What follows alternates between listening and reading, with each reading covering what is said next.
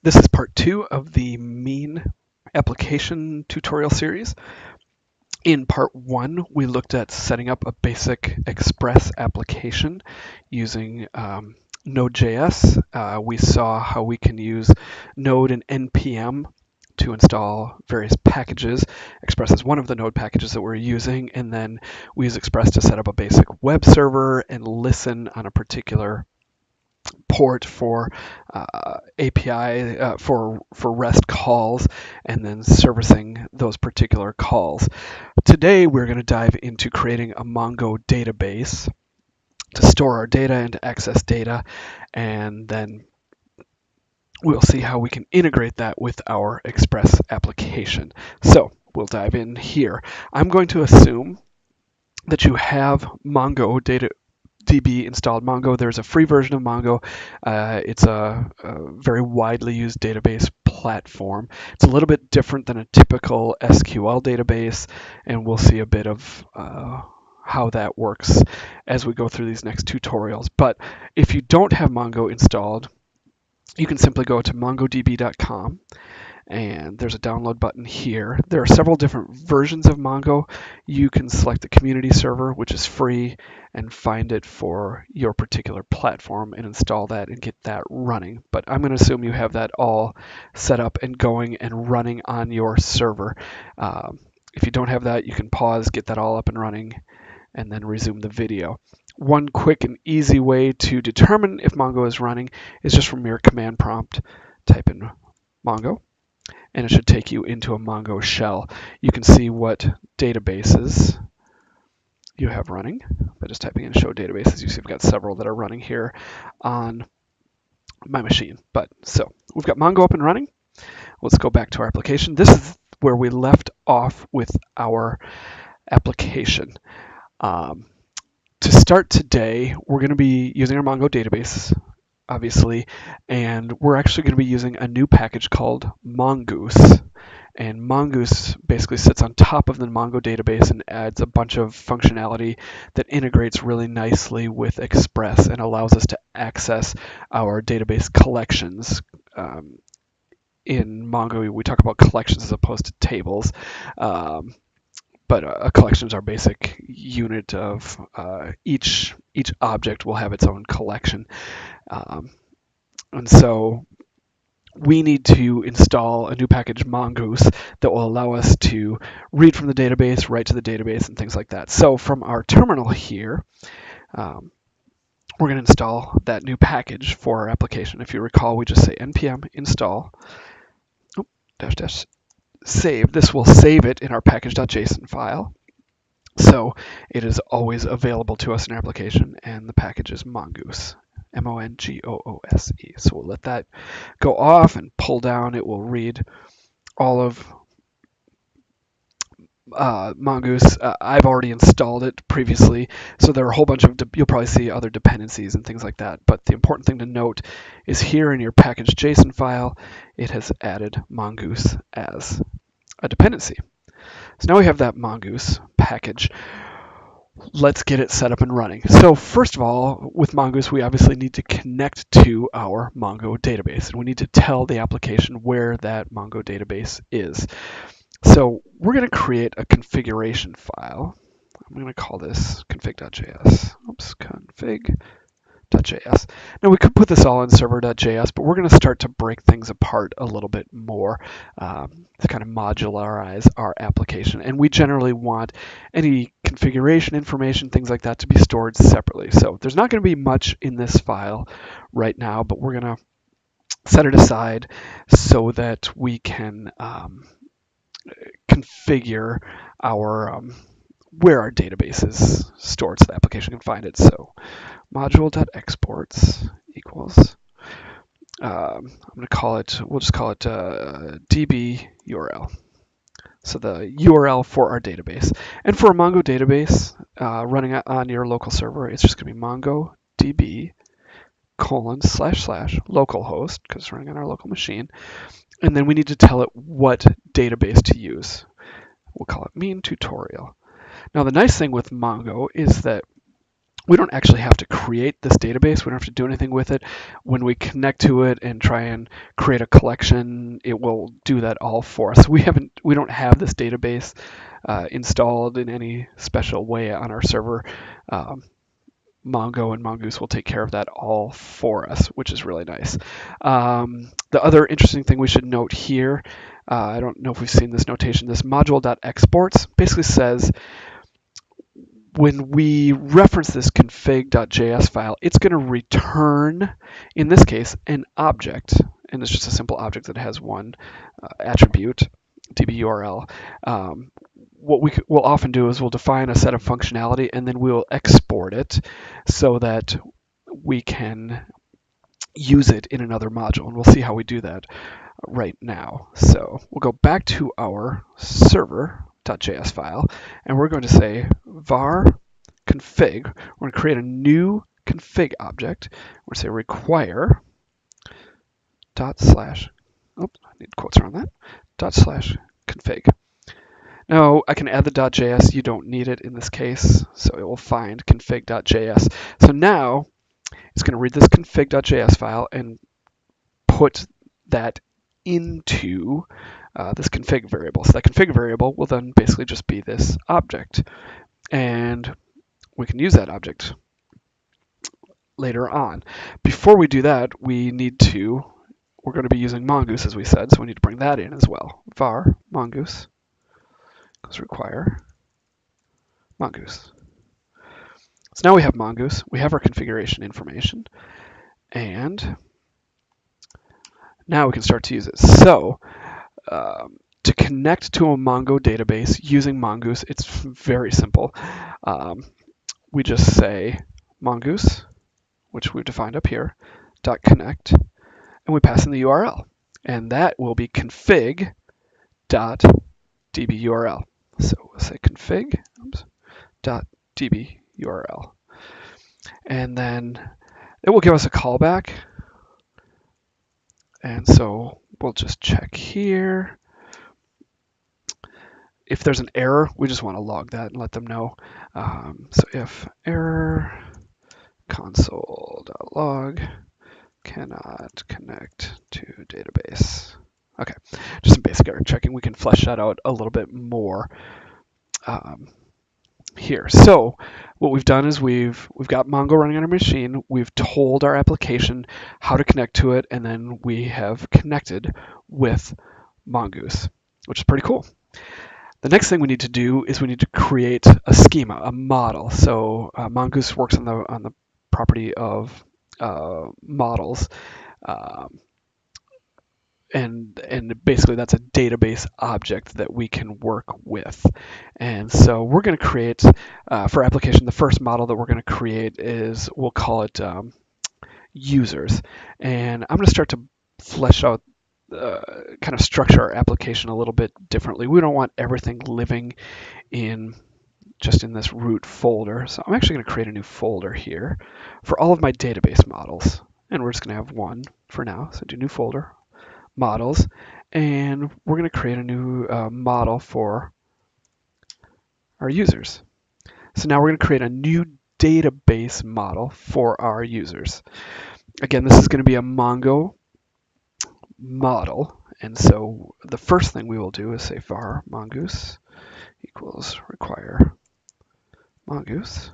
So we'll pull in that mongoose package, and then this is going to be a very simple model for now, but we'll just say module dot exports. So this is what we're going to export. We're going to export a Mongoose model. Dot model. We'll call it user. And now we define it. So here's the schema for our users table. So we're going to define each attribute. So the first one will be a name. And then when we define the schema, we have to pass for each attribute, like name, we have to give it some information about what is this, a string, a number, things like that. So we'll say its type is string, and we'll say required is true. You can look at the Mongo or Mongoose documentation for more information on all the things you can have here. So we're basically saying it's going to be your name is a string, and it's required. You can't have a user table without a user entry record without a name in it. Then we'll also say email and type string. We won't say anything else about that. We'll, if you don't provide an email, we won't object for right now. And then finally, let's just say role. So what kind of is this a guest, an administrator, something like that? So again, this will be type string. And I just wanted to show you one other thing you can do. You can say default. So if we don't specify it specifically, if you don't set this attribute, it will default to guest. So it's just another nice little thing that Mongo gives you. So now we have defined our model for this for the user table. Now the next thing we are going to do is go back to our server, and we're going to use it. But actually what I want to do is I don't want to clutter up everything into in this server.js file. I'm actually going to break it out. So what you see here is I'm going to take everything that we're doing with our REST APIs, all of our routes, and all the endpoints that we can call, and I'm going to pull them out into a separate file. So I'm going to create a new,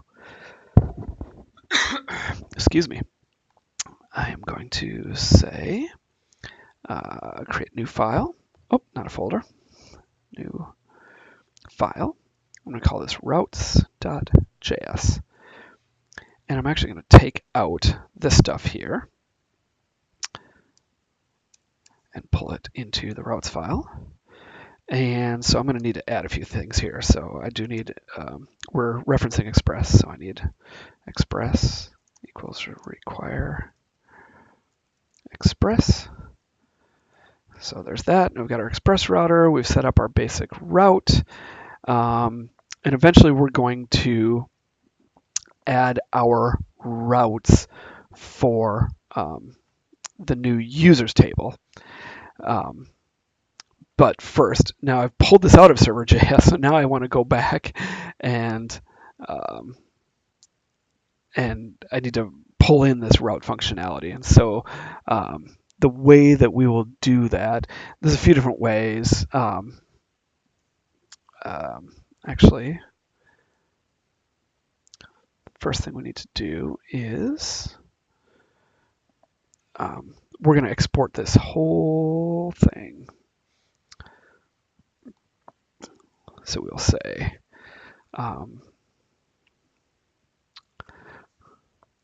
module.exports equals function.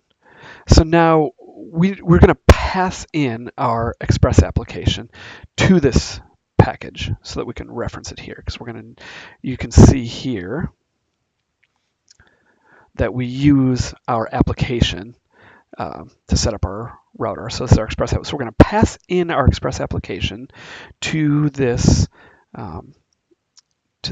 function. We're defining a function essentially, and then we use that in here. So now we can basically say right here, we could say require routes. Oh, I need to just close around that. And then I need to pass in the app.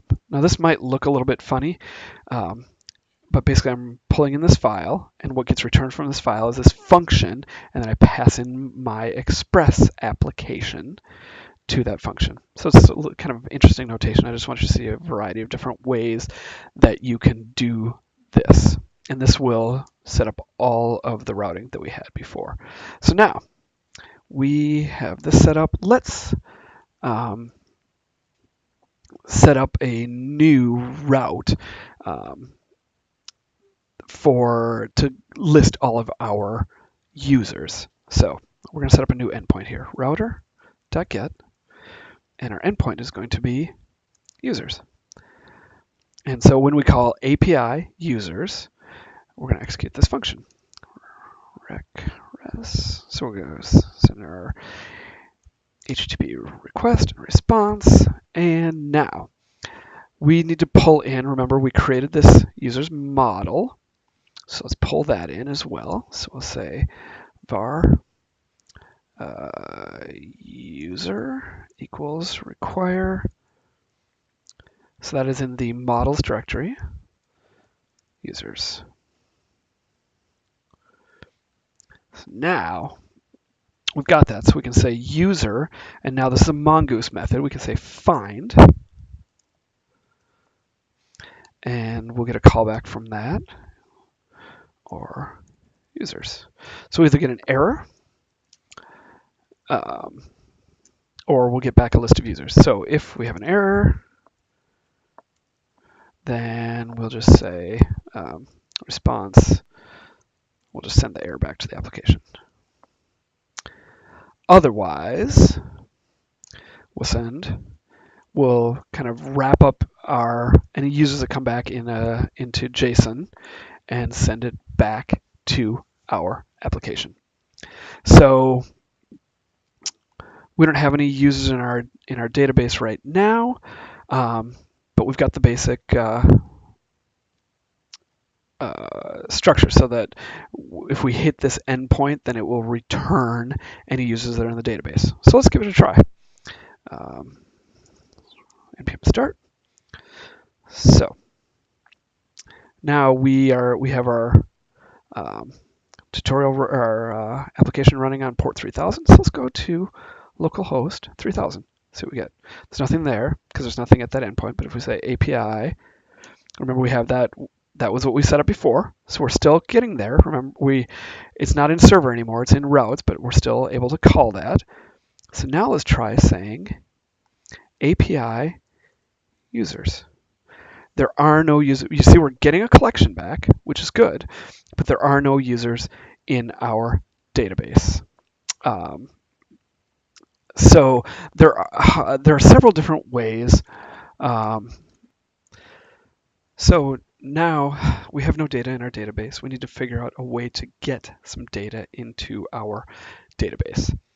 There are several ways to do this. If you remember back at the beginning of this lesson, we talked about the Mongo shell. We're actually going to use that to get some data into our database. So if we go to our command line, we're going to type in Mongo and show databases. You can see we still don't have a database set up yet because we haven't access to any data in it. So we're going to say use mean tutorial. And as soon as we do that, it's actually going to create the database for that. And you can see in here, there aren't any collections here, but we've defined that user collection. So we're going to say, or that's the collection that we want to use. So we're just going to say simply db.user.insert. Now, the nice thing about Mongo is usually with like an SQL database like Oracle, you have to define the schema for the table very specifically. Mongo doesn't really care. It's just going to take the data that you give it and put it into the database. So if I give it a row with 3 attributes, it will put it in there. And then if I create another row in that collection with different attributes, it will put that in there. It doesn't matter. That's one of the nice things about a document database like Mongo. But for now, we're going to put a user record in here. And so if you remember, we had a name attribute. And we'll say the name is Steve. And the email is steve@mail.com, whatever. And the role, I'm going, oops, oh dear. Terminated that without accidentally hit enter there, sorry. The role, I'm gonna make myself an admin here. Let's close that out. So we've got, now we have a row in this collection. So go here. Now if we go back to our application, we're still not seeing that. The reason is I actually named this a little bit wonky. Usually Mongo wants this to be users. It automatically appends an S to it to make it plural, which is the standard way to do it. I've already gone down this road a little bit here with this, so there's a way that I can force it. In Mongoose, it's expecting it to be the users table, but I can let it know. I can add a third parameter to this Mongoose model and let it know that it's just user. And now we do that. The other thing I'm noticing here is there's a warning that we're getting. And in the latest version of Mongoose, it wants us to use a little bit different syntax in our connect, and we're going to use Mongo client. So I'm actually going to update our server.js. So when we're connecting to Mongoose, I'm going to add another parameter here, and it is use Mongo client. We'll set that true. So that's just a change that was made to the Mongoose library. So now we're not getting that warning anymore. We're connected to our database. We've updated this to let it know that it's the user collection, not users. And now we go back to our API users. Look at that. There's our record. Steve with this email, and I'm an admin. Now, the other thing we should note with Mongo is that every record in the database has a unique ID. This is the unique key for this field. So everything has an underscore ID in it. If we were to insert another user, which we can do, we'll call this name Bob, email bob@mail.com, and we're going to make Bob a guest. So now I've inserted another row. So now we get both of them back, and you see they'll have a different unique ID, and you see all their information there. So basically with this lesson, we have set up a Mongo database. Actually, I'll show you a couple other things here in the terminal. Show collections. You can see it automatically created a user collection, and show databases. It automatically created a mean tutorial database for us. So we've seen how to create a Mongo database, to use Mongo to access that. We've done a little more work on our application, kind of restructured a bit. So we've broken out our routes into a separate area. We've got our users model here, and we're off and running. We'll start to flesh out this application more and more with the next lesson.